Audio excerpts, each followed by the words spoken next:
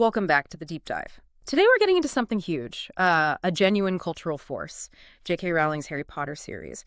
And the source material we're working from, it's not just a quick look, it's a really comprehensive review trying to unpack, why it had such a massive impact globally.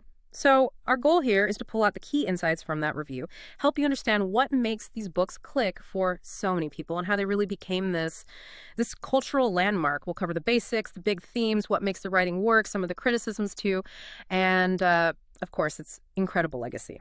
Let's jump in. Okay, so the basics. Most people know this, but J.K. Rowling's 7 main books, right? 1997 to 2007. Fantasy, coming of age, adventure. It sort of blends them all. Started out aimed at, kids and teens, but the review really stresses how quickly it grabbed everyone, all ages. And the main story arc. Harry Potter, orphan, discovers he's a wizard aged 11, off to Hogwarts School of Witchcraft and Wizardry, meets Hermione Granger, Ron Weasley, best friends. He starts finding out about his past, his parents, and has to face Lord Voldemort, the dark wizard who killed his parents and wants to take over everything, magical and non-magical worlds. Each book is kind of its own adventure that builds this bigger picture, this fight between good and evil. And what's really interesting, and the review points this out clearly, is how the series genuinely grew up with its readers. Yeah. It wasn't static. The themes got darker, the characters more complex. It evolved, and I think that's a huge part of why people stayed so invested. It didn't just stay a children's story. Absolutely. Okay, so let's get into what the review identifies as the core strength, those universal themes. This is where it goes beyond just, wands and spells like friendship and loyalty. We all know the trio, Harry, Ron, Hermione. But the review highlights how it's not just shown, it's tested constantly. There's conflict within the friendship. There are betrayals, huge sacrifices. It makes it feel very real, very human. Yeah, and connecting that to the bigger picture, the review's take on good versus evil is quite powerful. It frames it less as just heroes versus villains, and more as this deep ideological battle, love versus hate, freedom versus control. The review specifically draws parallels between Voldemort's whole pureblood ideology and his methods, the fear, the silencing dissent, and, real-world fascism and authoritarianism. Right. It gives that central conflict a real weight, makes it resonate beyond the fantasy setting. And then there's identity and belonging. That's huge for Harry, obviously, finding his place in this world where he's famous but also an outsider. But the review mentions other characters, too, like Snape. His loyalties are so complex, right? Oh, absolutely. Or Sirius Black trying to reclaim his identity after Azkaban. Even Draco Malfoy, you see him struggling with his family's path versus, maybe something else. It adds so much texture. And the review doesn't shy away from death and grief. It's there right from the start with Harry's parents. And, let's just say it continues throughout the series. Loss is a constant. It really is. The review suggests this isn't just for drama. It actually shapes the characters, their ethics, their resilience. It makes you, the reader, think about mortality. And that often fuels the next theme the review talks about, courage and resistance. It emphasizes that courage isn't just fighting Voldemort head-on. It's standing up to your friends when they're wrong, like Neville does. Yeah. It's challenging authority, challenging injustice. Dumbledore's army, the Order of the Phoenix, these are shown as vital forms of resistance, both big and small acts. Okay, so beyond the themes, the review also digs into the actual craft, the literary strengths. World building is a big one. It describes it as rich, immersive, but how does Rowling do it? The analysis points to how she layers in details the workings of Gringotts Bank, the Ministry of Magic's bureaucracy, stuff like that. Right. It feels authentic, complex, but usually without just dumping information on you. And that ties into the character development, doesn't it? How do the characters make the world feel real? The review highlights how characters grow. Harry gets braver, yes, but also more thoughtful, maybe moodier at times. Hermione learns there's more than books. And Neville. His transformation is incredible. Exactly. From timid kid to absolute hero.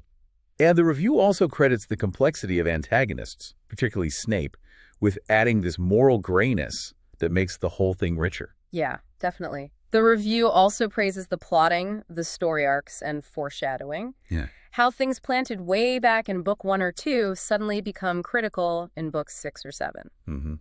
Little details paying off years later. It's really satisfying as a reader, and it makes you want to go back and find those clues. That enhances the rereadability massively. And the review often uses quotes to illustrate this stuff, like Dumbledore's line, "It is our choices, Harry, that show what we truly are, far more than our abilities." Or that other one about finding happiness. Happiness can be found even in the darkest of times if one only remembers to turn on the light. Those really stick with you. They do. Now, the review is comprehensive, so it's not all praise. It acknowledges the massive strengths, but also addresses criticisms. Strengths are clear. Relatable themes, the way the language matures alongside the story. Characters like Hermione, Ginny, McGonagall, strong, capable women. Absolutely. Central characters. And undeniably, how it got so many kids and adults reading. Huge impact there. But yes, the review does bring up the critiques as well.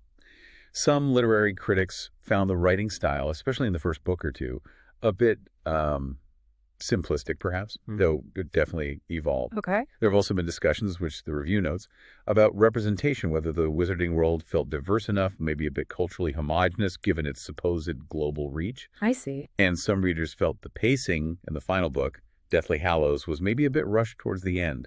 Certain resolutions felt quick. And more recently, the review mentions some fan pushback against things revealed later, like in the Fantastic Beasts films, that seem to retcon or maybe contradict things established in the original books. Okay, so acknowledging those points, what's the final word from the review on the series' overall impact and legacy? It's obviously huge. Yeah, the scale is just staggering. The review quotes the numbers over 500 million copies sold, translated into more than 80 languages, but it stresses that the numbers just point to something deeper, a genuine connection with readers across cultures. And it's way more than just books now, isn't it? 8 massive films, theme parks, merchandise everywhere. An entire industry. Fan fiction communities still thriving, the spin-offs. It created this whole ecosystem. Exactly. The review basically positions it as a true cultural milestone, something that didn't just sell well, but actively changed children's literature, maybe even boosted reading habits globally.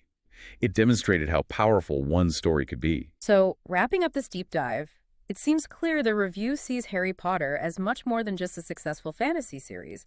It's this intricate blend of magic, yes, but also morality, humor, real heartbreak. Yeah. And it crucially grew up with its audience. That's a great way to put it. And what's fascinating, I think, is how those core explorations, identity, ethics, dealing with loss, resisting injustice, they don't just stay in the wizarding world. They mirror challenges and experiences we all face, right? It holds up a kind of magical mirror to our own world. Yeah. So maybe a final thought to leave you with, something the review prompts us to consider. How can those themes from the wizarding world, the importance of choice, the courage it takes to do what's right, finding light in dark times, how can reflecting on those ideas maybe offer some insight, perhaps even inspiration, for navigating your own challenges and choices in the non-magical world we all live in?